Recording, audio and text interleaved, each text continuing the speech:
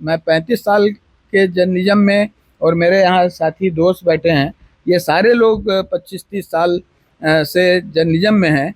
और मुझे नहीं लगता कि मेरे किसी परिचित ने भी कभी कहा हो कि कोई एग्जिट पोल कंपनी उनसे या उनके किसी परिचित से मिलने आई। हमारे दोस्त बताएंगे। तो मैं तो कभी, मुझे, जबकि हम लोग फील्ड में रहते हैं, हमको तो आज से कभी कोई एग्जिट पोल वाला नहीं मिला जिसने पूछा हो कि आप क्या कर रहे हैं, क्या नहीं कर रहे हैं। हम भी वोट डालने जाते हैं, वहाँ भी मुझे कभी नहीं दिखा कोई कि कोई सर्वे कर रहा हो। बल्कि मुझे इस चुनाव में सबसे ज़्यादा तो यूट्यूबर्स दिखे, जो कि वो वोट डाल के निकलने और अंदर जाने वाले लोगों से बात कर रहे थे। और अगर आधे घंटे, 1 घंटे के भी प्रोग्राम में उन्होंने सैकड़ों लोगों का व्यू दिखाया, और वो व्यू जो था हमने देखा, और जो एग्जिट पोल का निष्कर्ष आया, उसमें जमीन आसमान का अंतर है। महंगाई गरीबी जैसा सवाल, जो कि इस बार पहली बार हिंदुस्तान के चुनावों के इतिहास में पहली बार महंगाई और बेरोजगारी बड़े पैमाने पर हिंदुस्तान में कश्मीर से कन्याकुमारी तक मुद्दा बना, जबकि एग्जिट पोल उसको मुख्य मुद्दा ही नहीं मान रहा। एग्जिट पोल के बारे में उस पर कुछ बेसिक सवाल हैं। इस देश में वोटर्स 95 करोड़ हैं। अगर 65% ही मान लें कि वोटिंग हुई, तो इसका मतलब लगभग 65 करोड़ लोगों ने वोट किया। जैसा अनिल कह रहे थे कि एक साइंस है, साइंस सैंपल साइज पर निर्भर करेगा।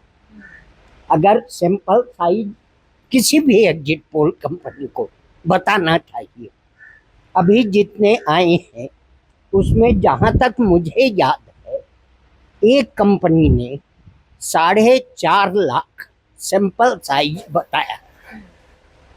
अगर 65 करोड़ में 4.5 लाख को समझे तो 0.05% होगा, है ना।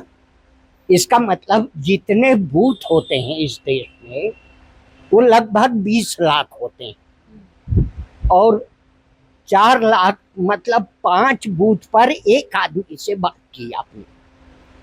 लेकिन इसके साथ एक और सवाल है।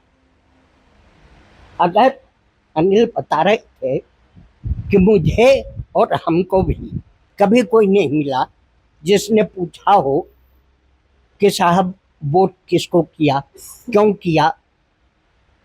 लेकिन इस फैक्ट को छोड़ दें, मान लें कि वो जाते होंगे और 4.5 लाख लोगों से बात की होगी अलग अलग इलाकों में। अगर 3rd क्लास में जनरल बॉगी में रेलवे से जाते होंगे तो एक आदमी का खर्च कम से कम 500 से 700 लगता होगा, और 4 लाख 4.5 लाख लोगों से बात की तो 25 करोड़ रुपए खर्च हुए। ये किसने दिए, कहाँ से आए ये पैसे? क्योंकि वो पैसा तय करेगा कि उसका कैरेक्टर क्या है, और उसी से तय होगा कि आपका जो एग्जिट पोल का रिजल्ट है वो क्या है। सेकंड, आप ध्यान रखिए कि बहुत सारे एग्जिट पोल कंपनीज हैं। 3-4 साल पहले, केवल याद रखने की बात है, 3-4 साल पहले सी वोटर के मालिक से एक स्टिंग ऑपरेशन में पकड़े गए थे पैसे लेते हुए। क्योंकि इस समय इन एग्जिट पोल्स के आते ही जितने भी टीवी चैनल्स हैं, जिन्हें हम गोदी मीडिया कहते हैं, जो सरकार के आगे नतमस्तक रहते हैं, सवाल नहीं पूछते, वो सब इन चीज़ों की बात करने लग गए हैं कि भाजपा के इतने आएंगे और ये सरकार बनने जा रही है और मोदी जी बम बम। और उधर मोदी जी भी अपने क्रियाकलाप करने लग जाते हैं। अचानक से वो अगले 100 दिनों का कार्यक्रम क्या होगा उस पर 7 बैठकें बुला लेते हैं आला अधिकारियों की।